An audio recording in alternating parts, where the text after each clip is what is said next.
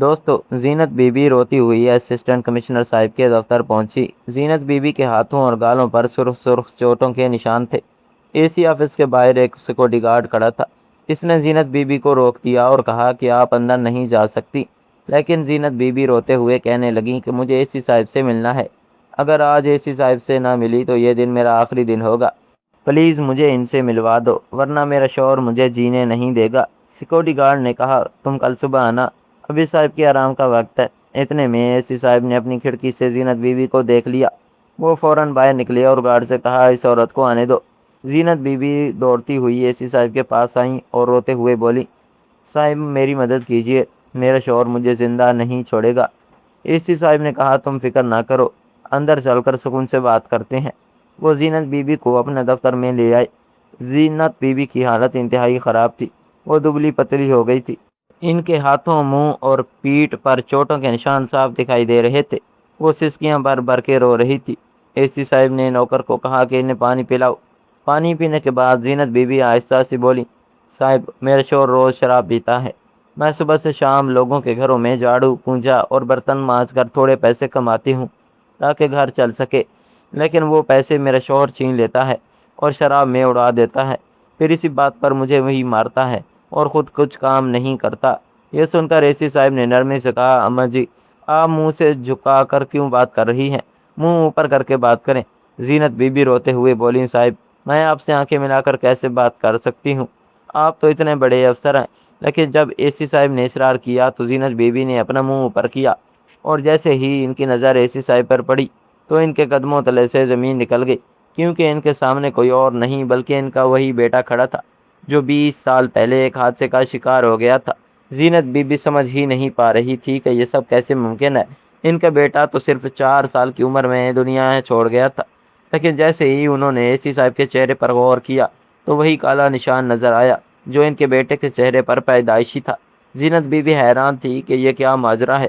اے سی صاحب نے پوچھا، اماں جی کیا ہوا، آپ اچانک خاموش کیوں ہو گئی، آپ کے چہرے کے تاثرات کیوں بدل گئے؟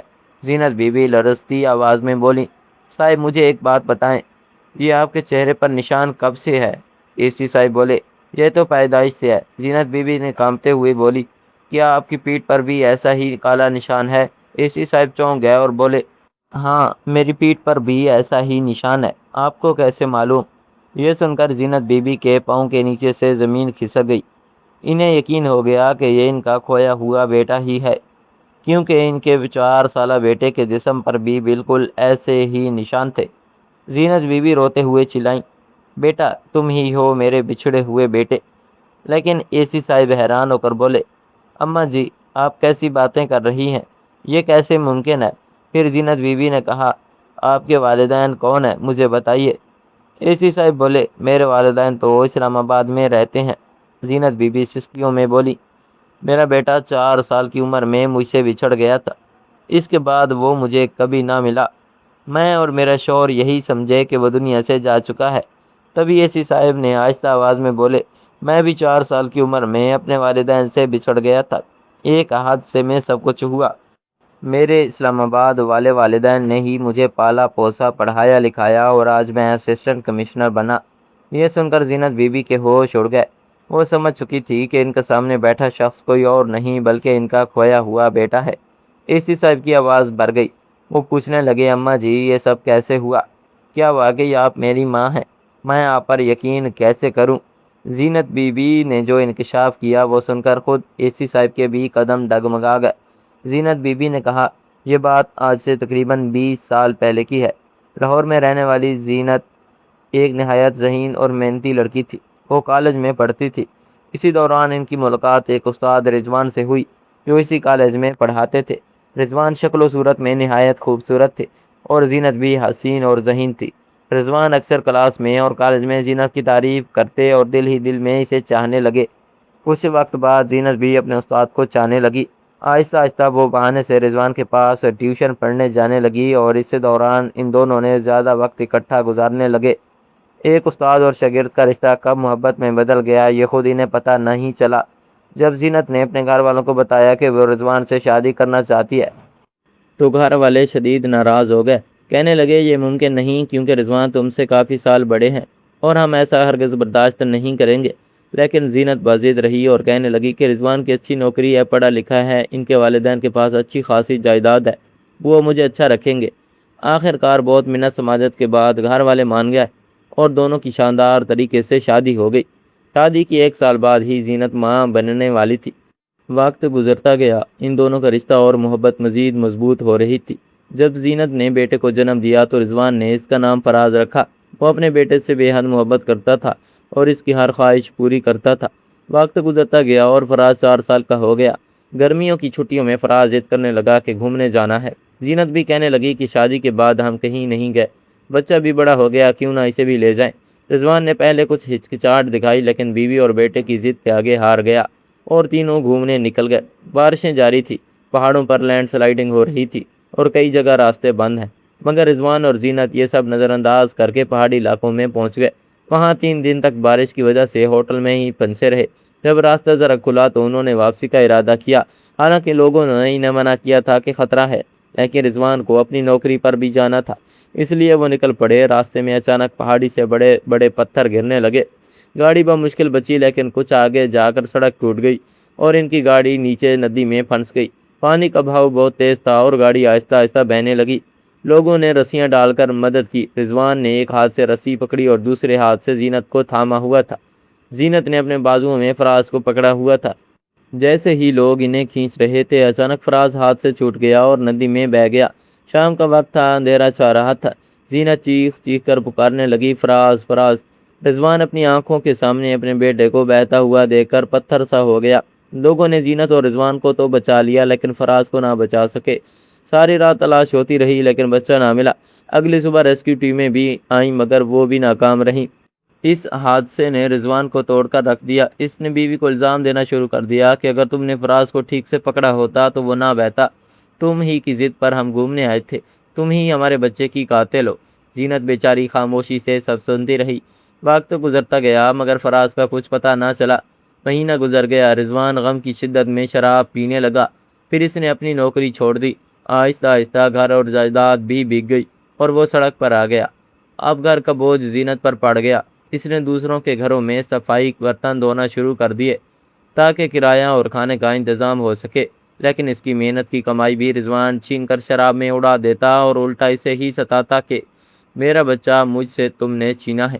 وقت گزرتا گیا اور 20 سال بیت گئے۔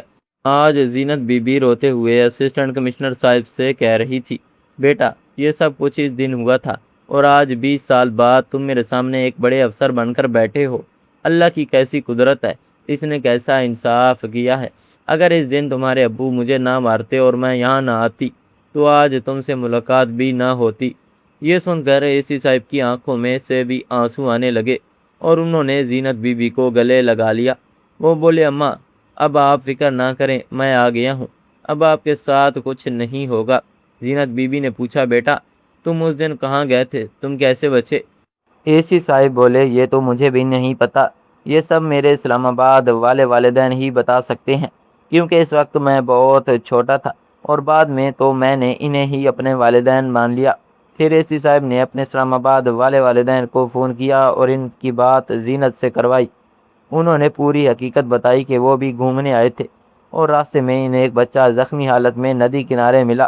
انہوں نے بچے کو اسپتال پہنچایا، جہاں 1 دن تک علاج ہوتا رہا۔ ہوش میں آنے کے بعد بھی بچے کو کچھ یاد نہیں تھا، وہ فراز ہی تھا۔ چونکہ ان کی شادی کو 8 سال گزر چکے تھے اور اولاد نہیں تھی، اس لیے انہوں نے فیصلہ کیا کہ اس بچے کو ہی اپنا بیٹا بنا لے۔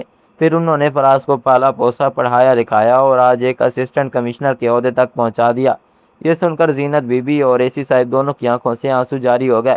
آخر وہ کیا کہتے، جو ہوا اللہ کی مرضی سے ہوا۔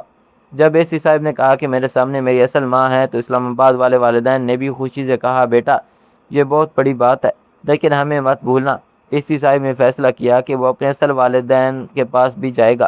زینت بی بی نے کہا، بیٹا تمہارے ابو تمہارے جانے کے بعد بالکل بدل گئے تھے۔ جب تک تم ان کے ساتھ تھے وہ بہت اچھے انسان تھے، تم سے بہت محبت کرتے تھے۔ آج وہ تمہیں دیکھیں گے تو بہت خوش ہوں گے۔ پھر جب اے.سی صاحب اپنی ماں کے ساتھ اپنے اصل باپ کے پاس پہنچے اور جھونپڑی کے دروازے پر دستک دی تو اندر سے رضوان باہر آیا۔ اس کی داڑھی بڑی ہوئی تھی، حالت خراب تھی، وہ نشے میں ڈوبا ہوا تھا۔ زینت بی بی بولی دیکھو میرے ساتھ کون آیا۔ رضوان بولا کون ہے؟ کس کو لائی ہو؟ جیسے ہی اس نے اے سی صاحب کو دیکھا تو چونک گیا اور کہا یہ کون ہے؟ زینت بی بی نے کہا یہ تمہارا بچھڑا ہوا بیٹا ہے، یہ فراز ہے۔ رضوان بولا مجھے پاگل مت بنا، یہ تمہاری کوئی چال ہے، میں نشے میں ہوں، میرا فائدہ مت اٹھاؤ۔ زینت بی بی بولی ذرا غور سے دیکھو، اس کے چہرے پر وہی نشان ہے جو فراز کے چہرے پر تھا، اور اس کی پیٹھ پر بھی وہی نشان ہے۔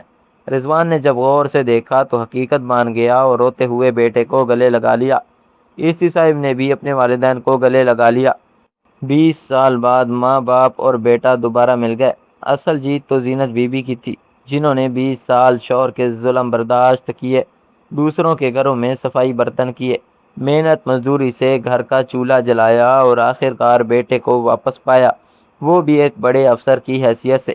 اے سی صاحب نے فیصلہ کیا کہ اب ان کے اصل والدین بھی ان کے ساتھ رہیں گے، اور جن والدین نے انہیں پالا پوسا، پڑھایا لکھایا اور اس مقام پر پہنچایا، وہ بھی ان کے والدین ہی رہیں گے۔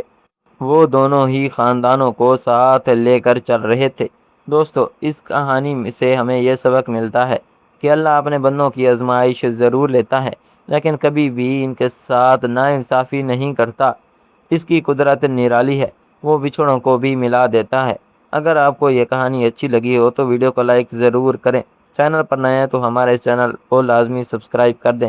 ملتے ہیں کل ایک نئی اور دلچسپ ویڈیو کے ساتھ، تب تک کے لیے اللہ حافظ۔